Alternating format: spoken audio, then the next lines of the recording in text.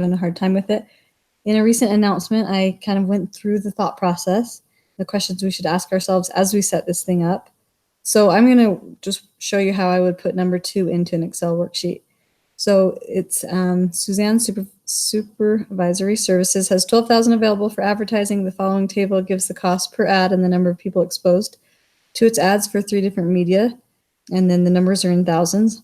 So here is kind of the table we were working with. If the total available audience is 420,000, and if Suzanne wishes to maximize the number of exposures to working mothers, how many ads of each type should she purchase? So as you work through this guide, and I don't want to go through all in the video, as you work through this guide, we try to figure out what variables we're going to be looking at, what's our objective function that we will be maximizing or minimizing, in this case, maximizing. I'll look at number 4 here. We want to know how many of each ad we should purchase in order to stay under our cost limit and total audience available, while also maximizing the number of working mothers who will be exposed to the ads.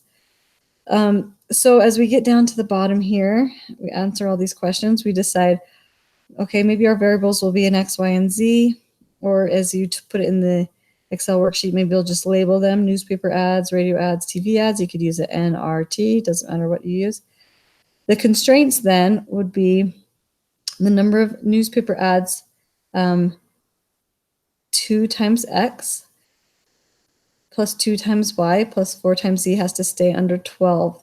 This all has to do with the cost. So because it was 2,000 per newspaper ad, I believe up here, you gotta scroll up a little bit. Yeah, these are all in thousands. So 2,000 per newspaper ad, 2,000 per radio ad, and 4,000 per TV ad. So that all has to do with the cost constraint, and then the available audience constraint. Both of those we have to stay below these numbers. So these are less than or equal to signs, less than or equal to signs. We obviously want all our ending numbers to be positive numbers. It wouldn't make sense for them to be negative. So those are our constraints there. And then our objective function has to do with X, Y, and Z. This is the one that's not an inequality. It's actually a equal sign. And the objective function always has the equal sign in it. It's not an inequality. If we were graphing this by hand, we wouldn't be graphing the objective function. We would just be graphing the constraints. Now, we wouldn't graph, I guess, this by hand because it has 3 variables. It would be a 3D graph. So that's why we're using computer software to help us solve this. But on a test, we might ask you to solve something like this with just 2 variables. And in that case, we would see where those lines, those inequalities would intersect and find those corner points and then plug it into the objective function. With any problem that has more than 2 variables like we do here, we're going to need some sort of computer software solver to help us solve it. Okay, so flipping over to Excel.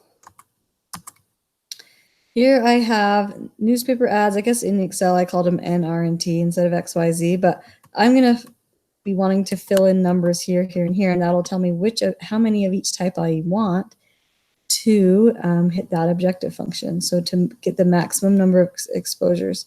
This number here, the maximum number of exposures, right now it says 0, but if you can see up in the formula box, I click up there, what it's really doing is it's taking 6, and this is where I get the numbers here, 6 times B4.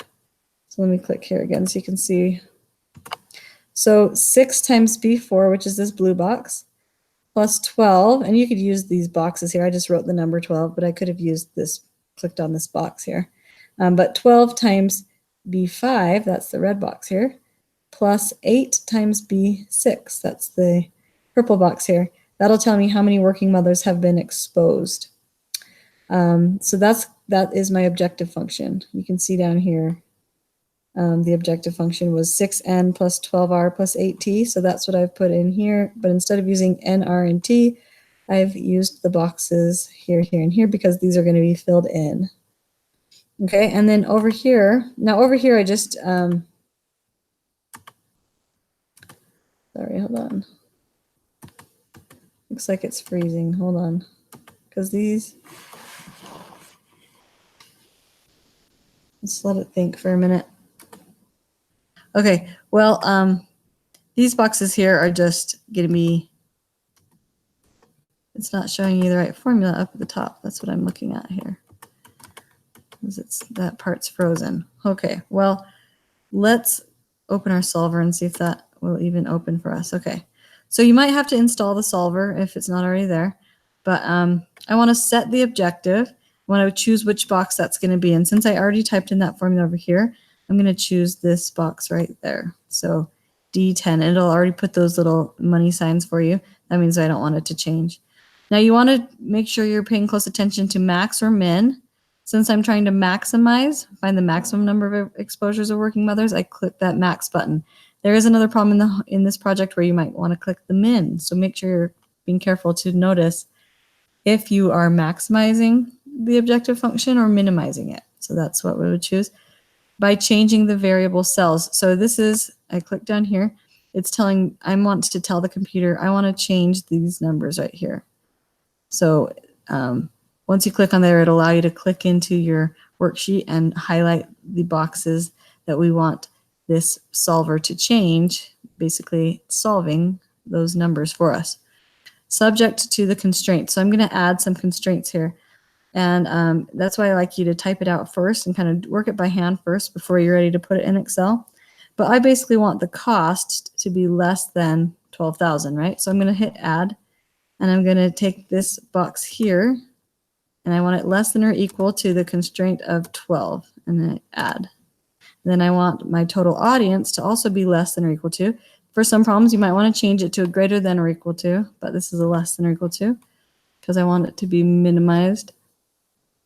So I'm going to hit the less than or equal to, and then this one is 420. So I click that box there and I hit add. Then when I'm done, I'll hit cancel. Those are just two constraints.